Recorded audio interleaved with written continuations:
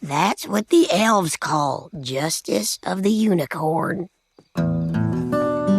So, I am back again to give some further thoughts about the Legend of Vox Machina. It took me a while to pick the series back up again, but I thought after finishing it, I would give a little recap of some of my thoughts, maybe a little bit of criticism, what I like, what I don't like. So, here goes. First off, I'm kind of over the shock of the first couple episodes. It's very front-loaded with, you want to call it mature content. I don't think it's really that mature. It's, more a 13-year-old's idea of mature. But anyway, I'd say the series kind of starts to find its footing a little better by episode 3.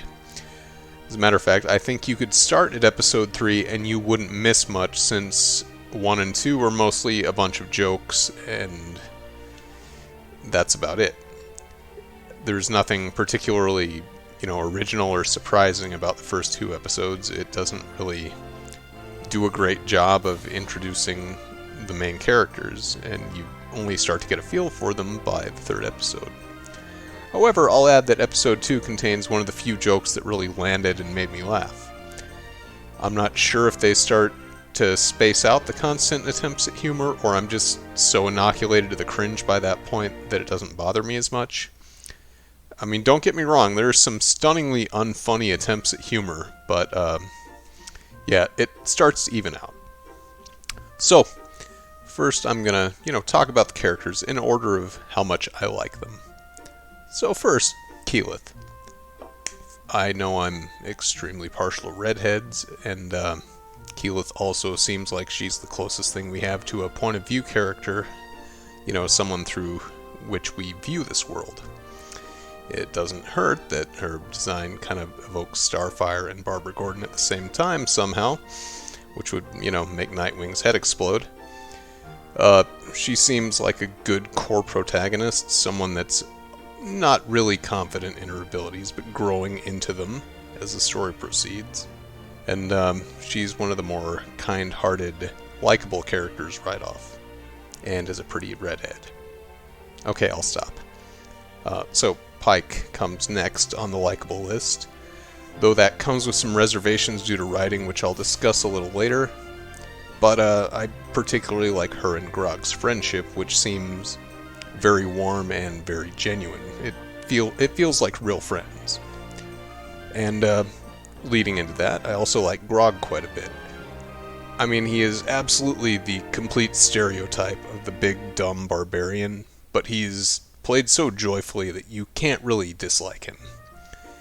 I mean, a character archetype played well can be pretty fun. And, again, that ties in with him and Pike playing well off of each other. So, surprisingly, yes, Scanlon has moved up in the ranking, because, I don't know, I'm just so inoculated to the cringe at this point that I'm like, okay, sure, he doesn't bother me now. He's basically what if Jar Jar Binks was a Coomer. I've thought that since the beginning. He's so constantly making obnoxious jokes that don't land, and generally being a nuisance and a burden that I've just stopped kind of paying attention to him. I just sort of tend to shut off when he's on screen. I think I've reached the acceptance stage of my depression that he's going to be with the show for the whole way through, that he's stopped bothering me. So Vax, am I allowed to say that word on YouTube, is somewhere in the middle too. He seems to me like a pretty dour, bland Drizzt clone, despite not being a drow. He's a hard one to pin down because half the time he's a bland, edgy rogue, half the time he seems to have a conscience and personality. I can't say I'm anti, but he's a damn sight more likable than Vex. Vex seems to exist only to make other people miserable by bullying them or inciting trauma, and occasionally shoots a bow to strike a decisive blow. I'm guessing she's the Deus Ex Machina in Vox Machina. I also find the name Trinket, or the way she says it, for her pet bear to be just unbearably cloying. I mean, call it a pet peeve, and that was not meant as a pun. Dead last, there's Percy, and this isn't due to a lack of character detail or a bad performance or anything. I think he's actually played very interestingly and very well. It's just that to me he comes off as like a school shooter's fantasy of being a cool guy getting righteous revenge on those that have wronged him. He's like got the black trench coat, he carries a gun around in a setting where it's pretty much the only gun. And he believes he's completely justified in committing pretty heinous acts against those he perceives to have wronged him. Granted, in this case, they have wronged him in some pretty horrific ways, but it comes across as a really, really disturbed revenge fantasy to me. I mean, he's like torturing and executing people, and it's like something out of like, you know, splatter torture movie. In a series where, you know, most of the time the tone is fairly light and frivolous. I mean, it gets a little dark, but it doesn't usually get that dark.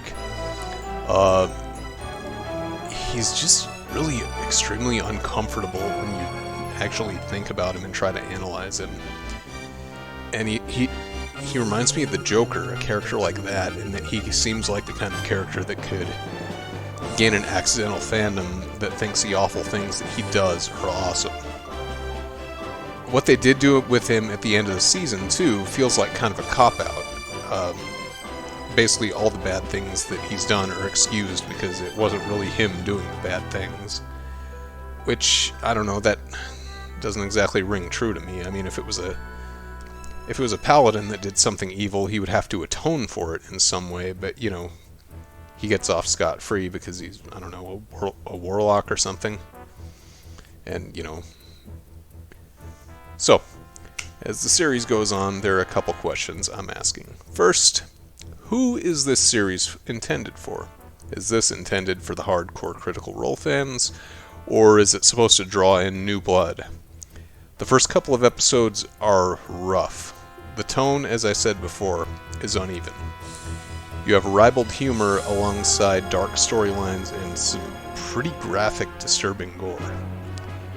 It feels like this conflict is ultimately what makes it hard for me to recommend it, unless you do like the hat trick of all three of those things.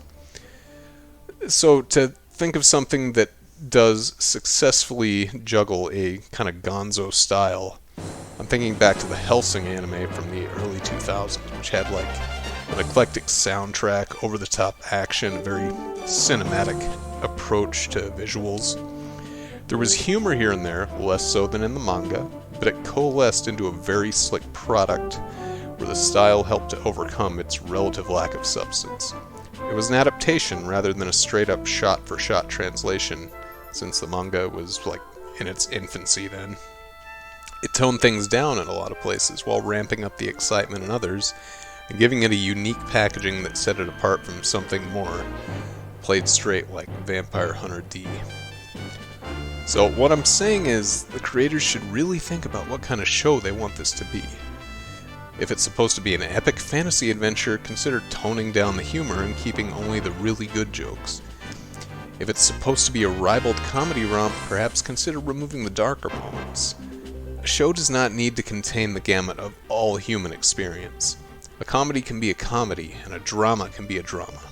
A piece of media doesn't need to be all things to all people, and most honestly should not try. Another issue I'm finding is, once you scrape off the gore and the raunch, there isn't a whole lot of originality. There's a twist about halfway through the second episode that, if you're paying attention at all, you are going to see coming. It's telegraphed so far ahead of time. In addition, the Briarvilles are pretty much the most standard stock Bela Lugosi vampires you can imagine, and they're, you know, trying to summon great value Yog-Sothoth. And what if all that stuff I don't like, the over-the-top language and gags, are just there to stop us from recognizing what a generic setting and story we're dealing with? I mean, maybe it's just not translating well, but once you strip out all the raunchy humor and gore, how different is this from any Forgotten Realm story or generic also-ran CRPG? Some of the naming also seems to be pretty low effort. I mean, I like these characters, but naming your orc barbarian Grog is something you come up with 5 minutes before the first session. Keyleth is a bit better, but I can't help but think the name sounds like keyless entry on a car, but spoken with a lisp. Although I'm certainly willing to state I've been biased toward red-haired women in animation and otherwise for most of my life, so if I cut her some slack, yeah, I admit it. Also, naming your General Krieg, which is German for war, is pretty on the nose. I mean, you know he went to a military academy with Admiral Bone to pick. I also have a little bit of a problem with what the Everlight tells Pike, that any path can be a holy one if it's walked with truth. This sounds to me like what happens when presumably irreligious people try to write religious characters.